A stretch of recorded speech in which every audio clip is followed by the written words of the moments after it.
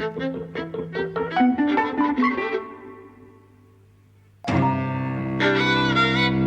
and welcome to Eavesdropping at the Movies. I'm Mike. And I'm Jose.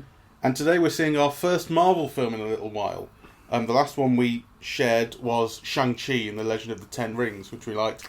We didn't see Eternals together, and we didn't see Spider-Man No Way Home together. We didn't podcast on either of those. Oh, really? Yeah. Well, what a pity. We should have podcast on Spider-Man. Well, I mean, big waste of time, really. But that's where they started to get into the idea of the multiverse. And What do you mean, big waste of time? Our original insight. Well, the film was a big waste of time, really. I liked it, you see. That's a good podcast already. This is Doctor Strange and the Multiverse of Madness, where the multiverse explodes. So we've gone from Iron Man in 2008 being a man versus another man wearing metal, to space, to magic, to other dimensions, other universes, which are linked.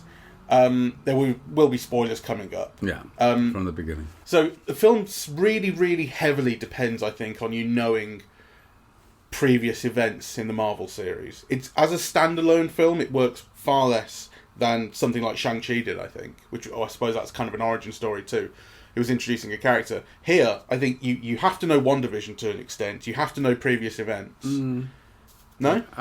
Well, I don't know. Yeah. Right. Well, you haven't seen WandaVision, have you? I haven't seen WandaVision.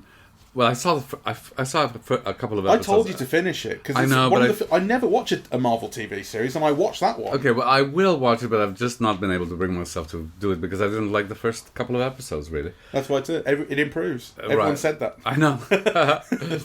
And actually, the thing about knowing a lot about the Marvel Universe, I mean, the Marvel Universe I know is quite different from this one in the sense that, for example, you know, the Scarlet Witch was always the Scarlet Witch, right? So somehow this development, in quotation marks, that, you know, there's now this other entity, this dark whatever that has taken over Wanda and made her into the Scarlet Witch. I mean, it's certainly not the Marvel Universe as I knew it in the comic books from before. So I think the plot is a bit difficult to follow, yeah, and I'm not sure that is due to whatever knowledge you have of, you know, the Marvel Universe. I think it's a problem with the film, really. Yeah, I think so. It's stuffed. It's heavily stuffed. It's doing too much. This thing about Wanda being, you know, a separate entity, and Scarlet Witch being an alter ego, is provided here as an excuse for her, in a way. Because I think, I mean, we're really going to be in spoiler territory, basically, from now. The moment, very early on, that it becomes clear that she's the villain of this piece, I thought, oh, she can't then survive this. Because basically what happened in WandaVision, and this is kind of spoiling WandaVision, but the film does talk about it too, is she, having lost Vision to Thanos, having had to kill him, she takes over a town and mind controls this entire town and makes it her own reality so that she can have Vision there, she can have kids, a family, she can have this perfect life that obviously can't last. But it's a super evil thing that she does to mind control real people and turn them into her playthings, right? For her fantasy. And at the start of this, she's apologising for it, but immediately becomes clear that she's still at it. And she's still creating a world that she wants to live in, and she's still seeking one. And now it's about seeking this girl who's able to travel through the multiverse, which is a thing people can't do, so that she can find a universe in which these kids actually exist and she can have her perfect family. And the moment that it became clear that she was the villain, I thought, oh, that because this is so evil of her, and she has been so evil and essentially unrepentant, she won't survive this.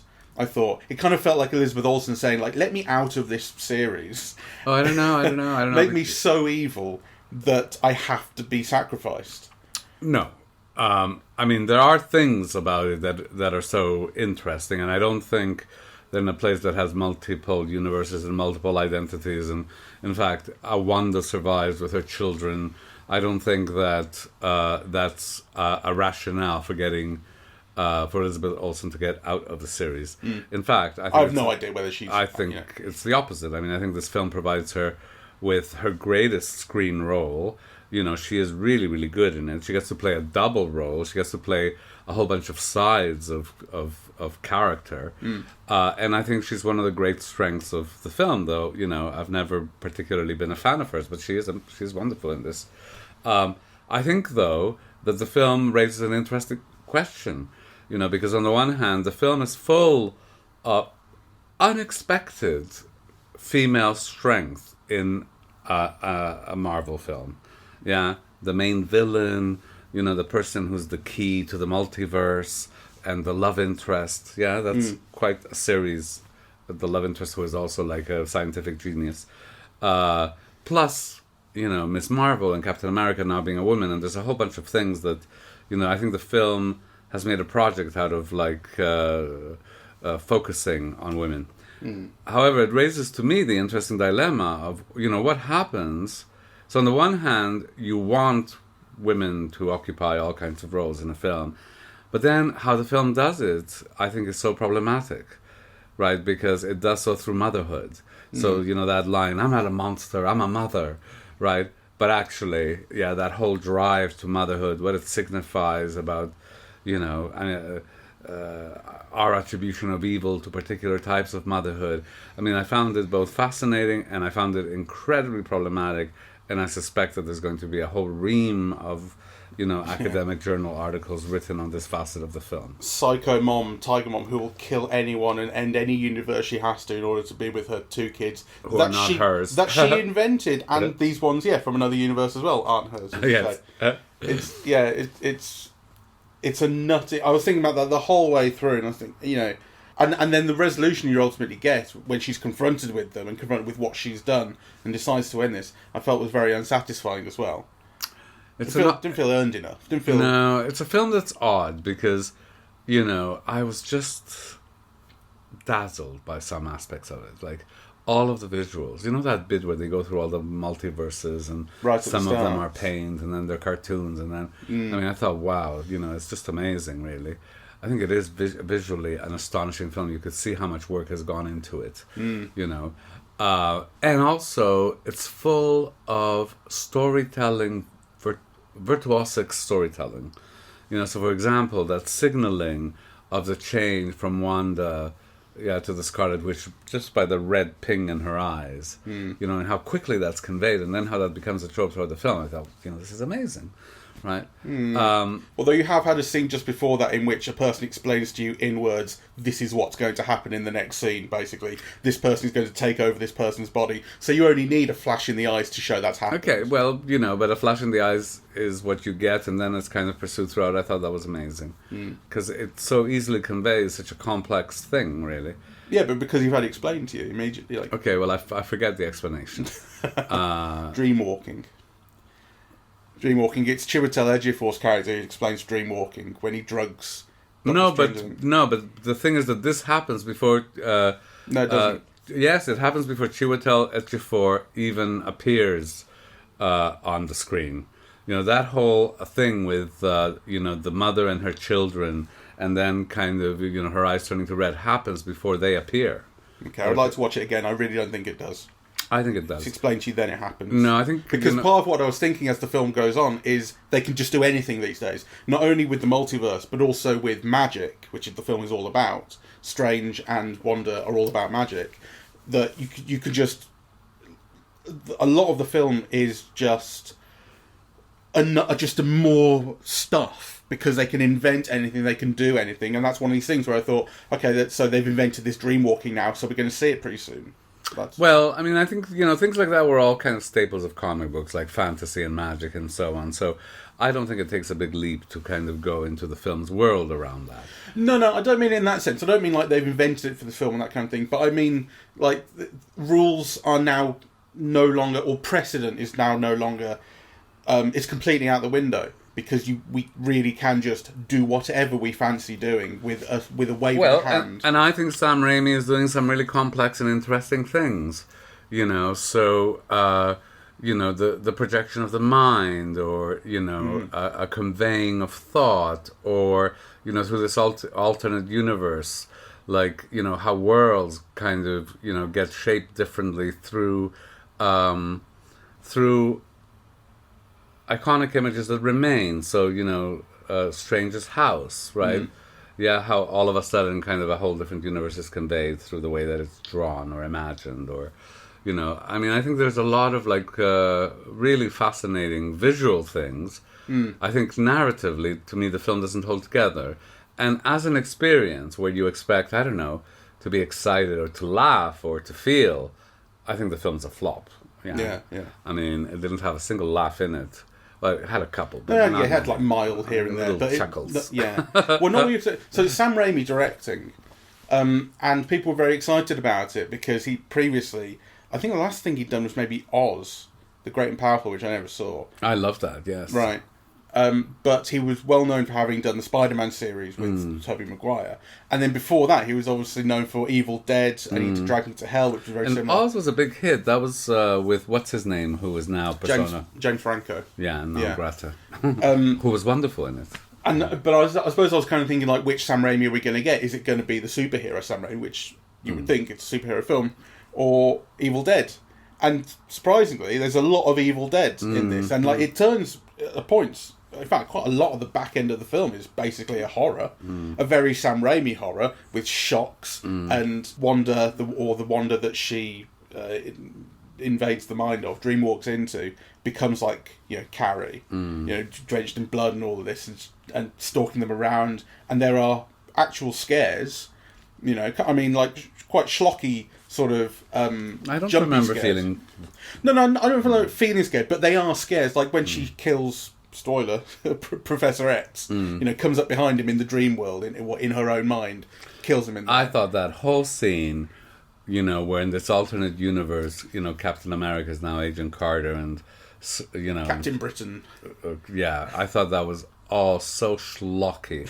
It's like, how do we get all the Z stars of the Marvel universe and find a place for them? Well, you definitely feel like, because if you remember in No Way Home, we didn't see that together, but I guarantee in your screening, as there was in mine, there were whoops and cheers when the previous Spider-Mans emerged from that portal. Yeah. And they were expecting that in this. And I bet in America it got some.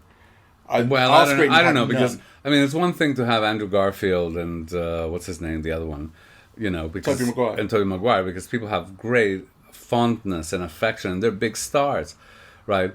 But, to have... What's People his name? love Patrick Stewart as Professor X. People love Patrick Stewart and his because. But do people love what's the Welsh actor who plays Mr. Fantastic and or the woman who plays Agent Carter or Hayley Atwell? Well, no, I don't think anybody loves them particularly. No one likes Hayley Atwell for Hayley Atwell, but she's Peggy Carter, and I guess that kind of means something. Does John Krasinski play Reed Richards? He's not Welsh. Oh. Yeah. Was it John Krasinski? Yeah, it was, yeah. Okay, I thought it was the Welsh actor who plays... Reese something or other, yeah, who plays Mr. Fantastic in the Fantastic Four films. Right. Well, no, it was John Krasinski this time. Right. But you're definitely... I thought he looked different. You're definitely meant to have a moment when Professor X appears, because if you weren't, he would just have been in that meeting at the start for one thing. But they give him his own entrance to it, don't they? No, yeah, they do. And it didn't get one in our screening, at least. And our screening but to be fair, I think he's the only one who has any particular resonance, and partly through Star Trek as well. And I also think that, I mean, it was interesting, that scene, because he is a meaningful character and people care for him and love him. The Fantastic Four has... I mean, I thought that was a joke. Like Fantastic Four, no one's ever really... I mean, I guess those films made a bit of money. But they've always been a bit of a joke, the Fantastic Four. I know, it's, all the fans were saddened because, of course, the Fantastic Four was such a great comic book series. So I was going, how seriously am I meant to take the appearance of Reed Richards in this? Is that meant to be is that a joke on, just like we've got this silly little superhero? Or maybe it's a cue that there will be a wonderful Fantastic Four film now. I mean, yeah, I imagine that's the big, But, yeah, that stuff was... quite cheap. And the thing about Peggy Carter being this Captain Britain or whatever, I didn't catch her name, but she's Captain America but with a British flag and everything. It just made me think about, American iconography, American flag iconography on stuff is, from a British perspective, it's like, it's kind of this cultural imperialist, like it's on everything, and that's the way it is, and you accept Captain America because it's Captain America. And as soon as you see someone doing a Captain Britain, you go, God, when the British flag, when the Union Jack is on stuff, it makes me so embarrassed. It looks so tacky.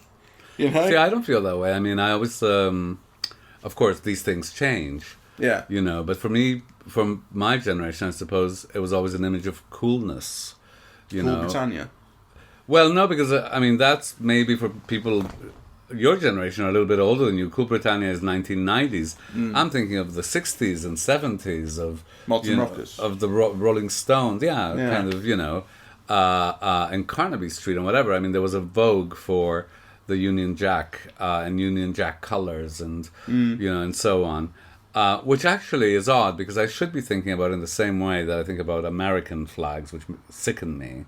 All the flag waving. But for some reason, that patriotism, which is what it is,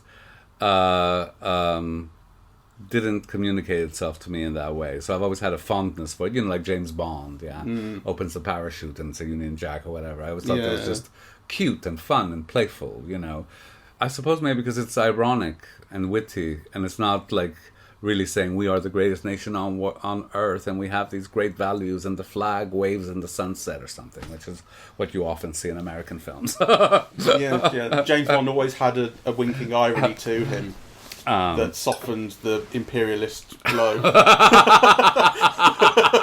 Yes, I got conned better by Bond than by Tom Cruise. Yeah. I found the film fairly joyless, really. I get entirely what you mean about the kind of the visual dazzle to it, and I loved how, so I've mentioned, kind of that Sam Raimi is in Evil Dead mode to some degree here, and that's really, really exciting. And there's wide angle use of camera with close up, and the camera's moving around. It's handheld at points, quite kind of viciously, which again is like. It's invigorating, very exciting to see, and it's used really well. The prosthetics, the idea of Doctor Strange inhabiting and puppeteering his own corpse is fun, and the way it's enacted is with prosthetics. But compare it to what was the Dr. Jekyll film, the Venom film?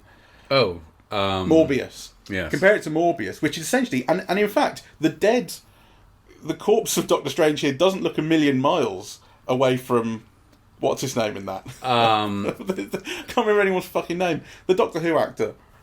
I can't remember, but he looks a bit like him. But there, we were talking about the preponderance of CGI and how heavily it was used and that it kind of got in the way of the performances.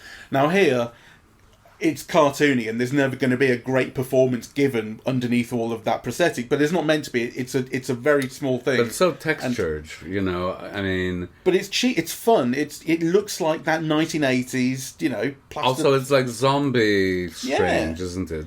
Exactly. And it has that look. And actually, one of the wonderful things about the film is how each scene has its look. Yeah. There's a lot of charm to the way those things are used. And they don't kind of get in the way. They kind of merge quite nicely with what we've come to expect from Marvel in beautiful, very, very detailed CGI. That is at times quite expressive. I love the idea of the portal being a star shape every time. It says something about that character. She's a young girl, and so even though she's the only one in the entire multiverse who's like her, and she's lost her parents. And she's scared and all of this. She's still a young girl who has a sparkly star to travel places. And she's a young girl called America Chavez. Yeah. Which is very significant. I mean, I don't know if the screenwriters were drawing on Chavez, the famous California union organizer, right? But Chavez is a Mexican name that has a particular resonance in America. So to call this powerful child, who is called America Chavez, feels important. And the first name America leads to all sorts of lines like, is America okay? America doesn't have long left. Yes. I thought the film failed ultimately, though, it wasn't... It was a bit... I looked at my watch once, so it felt longer than the 2 hours, right? So without being quite dull. But I think ultimately, it fails. And it fails, I think, for two reasons. Because the film has these two plot lines that... Well, three. But, we've talked about one, the whole motherhood thing with the villainess. The other is, at the beginning, Strange decides to sacrifice America for the good of the universe. See, we're doing it now. Sacrifice America. Yeah. So we initially meet a different Strange at the start who's already got this girl. And the film sees that as a horrible moral transgression. And I think that fails because, I'm thinking, why is it a moral transgression? If you sacrifice one life to save, 100 billion others, what's wrong with that? Now you're thinking like Thanos.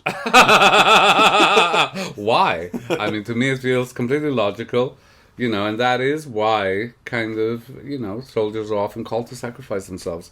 It's often to save another life, not even, billions. So I just don't see that as a powerful magnet that Strange changes, really. Because I think it partly is because it's not given to her as a choice to do that. Strange takes it upon himself. I get it, and that was clever of the screenwriters to do it, but it still doesn't feel like something that people would be aghast at. I wouldn't be aghast at it.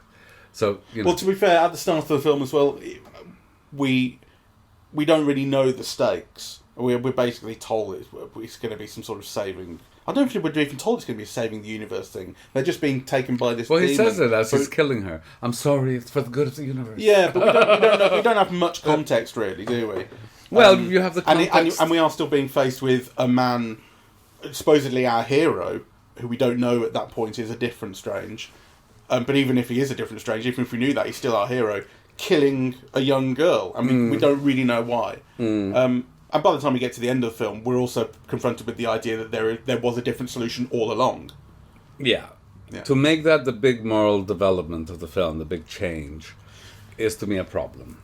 I mean, the problem I had with Strange as a character was if you think about kind of development for him, the whole thing we're given, and it comes through the relationship with the Rachel McAdams character as well. That was going to be my other point. Oh, right. Well, what I was going to say is that the thing we're given about him is he always at some point does the wrong thing, does something selfish.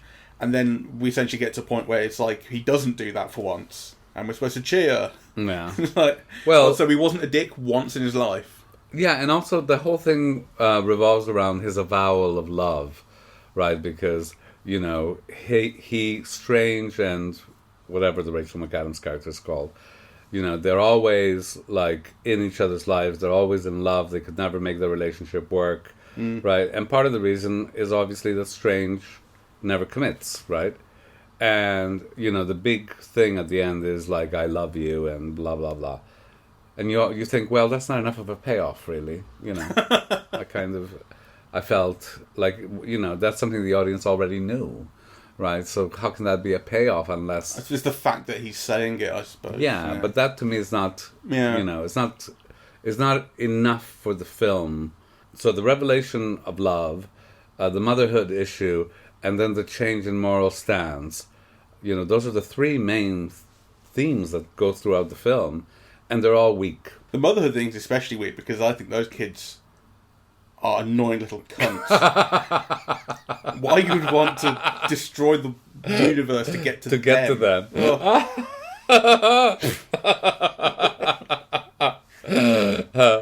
So be glad to be rid of them.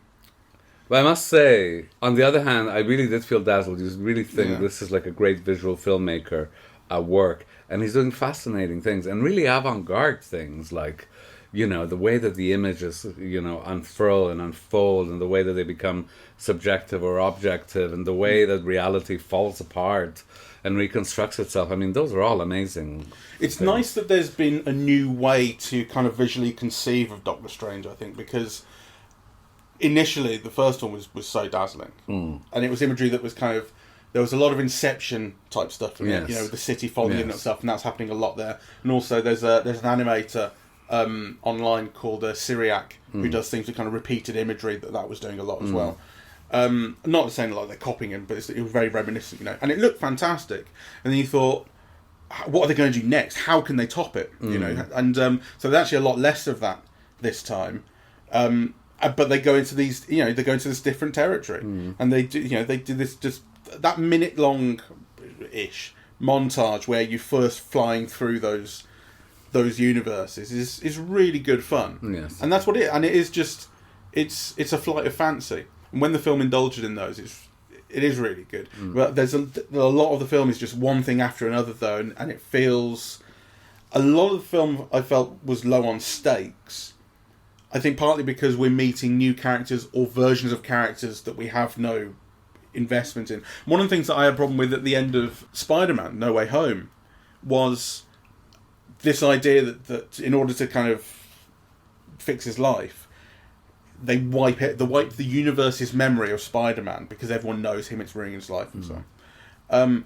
And I remember thinking, like, okay, Marvel will probably have a good way to kind of start developing that when we get to the next Spider-Man outing. But it was like, all of the investment that I've had in that character and his story, just gone, because we've decided to forget it. And, that will develop. But I had a real issue with that, and there was something similar going on here with just the corporate this thing. lightness. Gone. Yeah, sorry, I interrupt. No. But... the corporate thing is evident, and actually I think it's symbolized by the credits.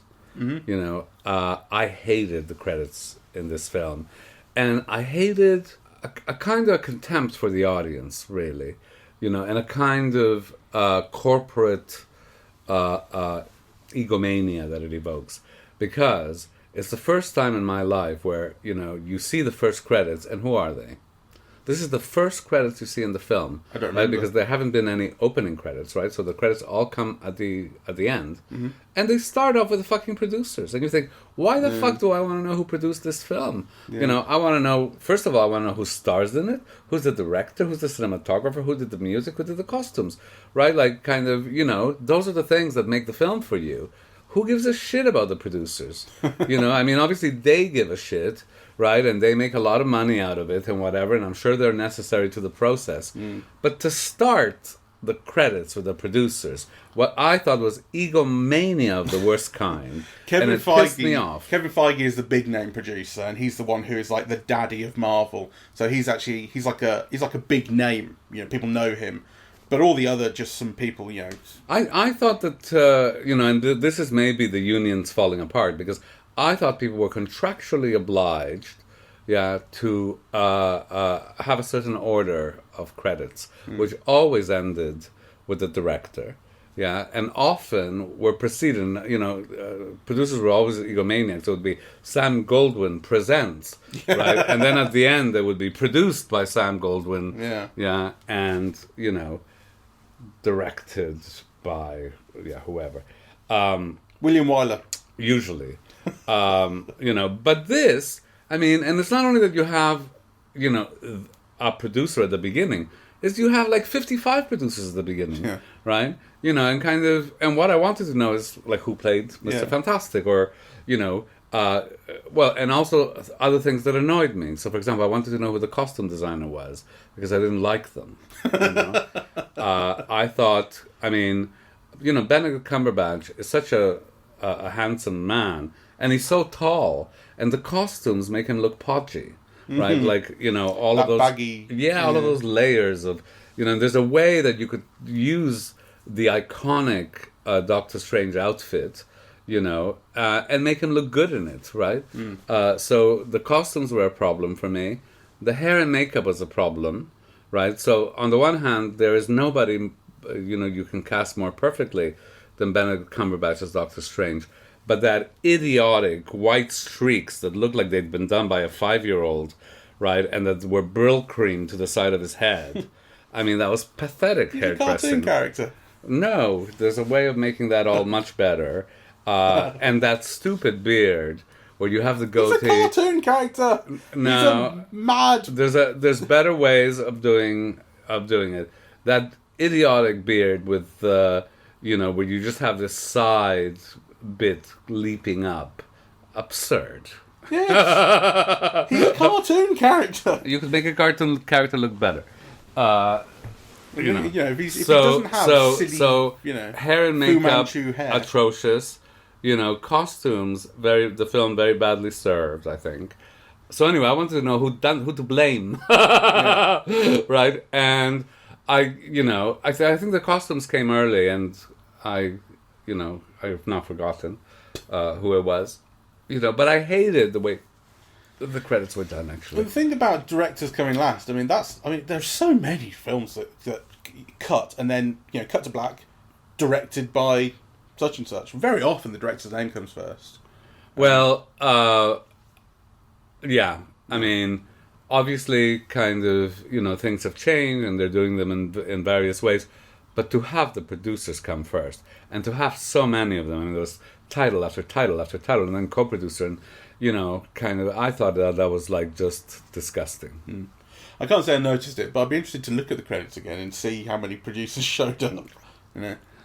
Before the stars, right? I mean, I think they were being a bit cute, and the rationale was that... you build up to the stars. Yeah. I think that is how they think it was in reverse order. So you get Marvel Presents and then the title of the film at the very end, right? Because my instinct is that actually happens a fair bit, that the producers come first and then we get into names of stars on screen that, like, show them off. Well, I'm sure in this type of film they probably do, but it really struck me this time. Yeah.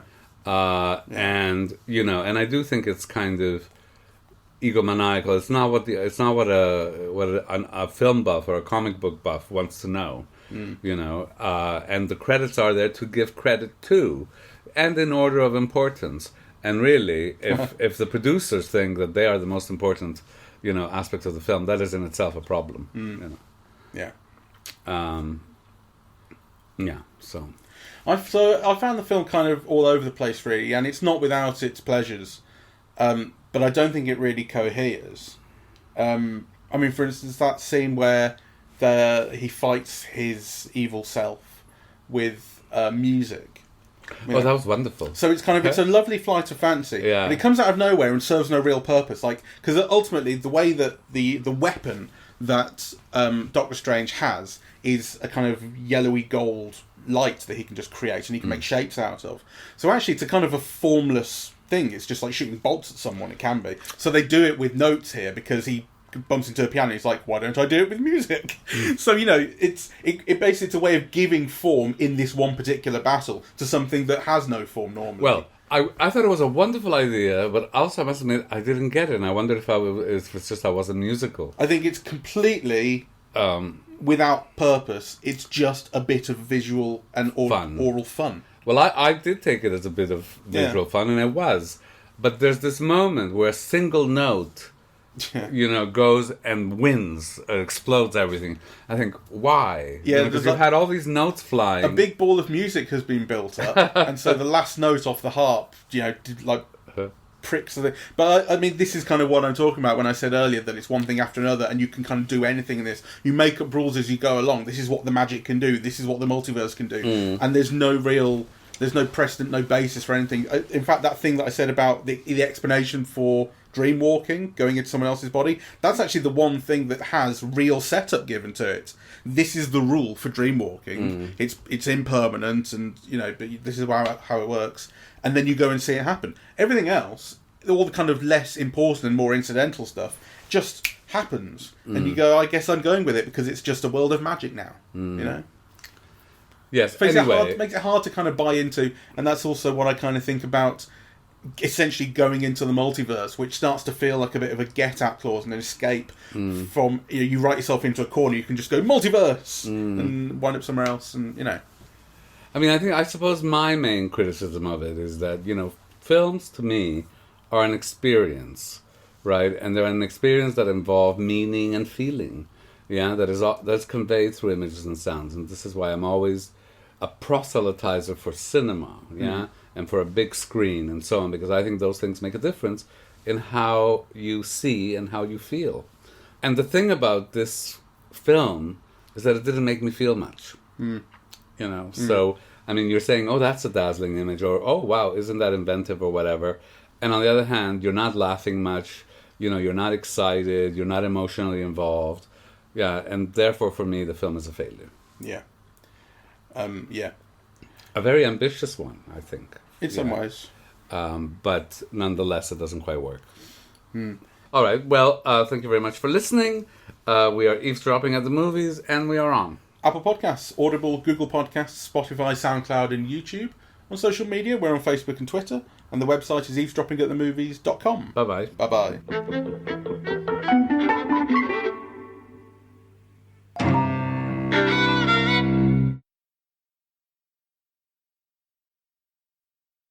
It does have a Bruce Campbell cameo, which is a regular of Sam Raimi films. People didn't know whether it would have one. It's not one of his best, although I do like seeing him. But I showed you the one from Spider-Man 3, which is just one of the great scenes in the history of cinema, as far as I'm concerned. So it's never going to be able to match that. And if you haven't seen that one, go and watch it. It's where he plays a waiter in a French restaurant, and it's gorgeous, so charming. It's just the most charming, silly thing. So there you go.